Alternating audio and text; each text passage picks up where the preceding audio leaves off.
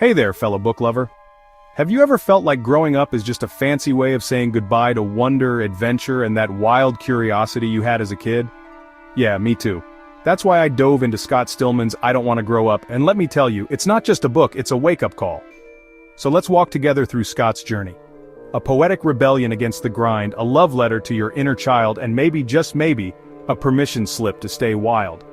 We start at the very beginning, being born. Remember that electric feeling you had as a kid, like the whole world was magic and everything was possible? Scott says back then we were pure consciousness, soaking in every moment, no rules, no expectations, just presence. But then, somewhere along the way, the world hands us a script: behave, achieve, conform, and the magic starts to slip away. But here's the thing, that wonder never really leaves, it just gets buried. Enter the freaks, the skaters, wanderers, and rebels who never quite fit in. Scott argues, maybe deep down we're all freaks, just trying to remember who we were before the world told us who to be. And honestly, I think he's right. Next up, breaking the rules. Scott calls out the big illusion, that there's only one path to happiness: school, job, house, retirement. Sound familiar? He shares his own acts of rebellion, punk rock, skateboarding, wandering, not because he wanted to reject responsibility, but because he wanted something real. The big takeaway? Rules were made up by people no smarter than you or me. If they don't light you up, maybe it's time to break a few.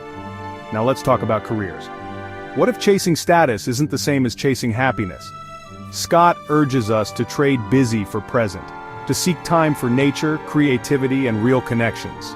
He even offers practical ways: remote work, living small, bartering.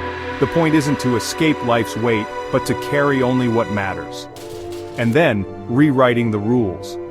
Scott gets spiritual here. Trust your intuition, listen to your body, and let learning feel like play again. Life isn't a checklist, it's an unfolding mystery.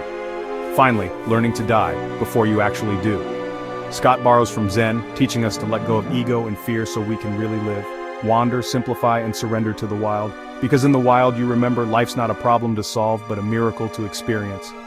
So here's my takeaway.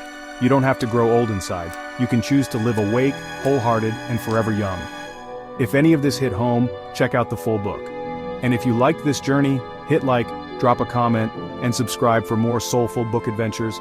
Stay curious, stay wild, and never grow up.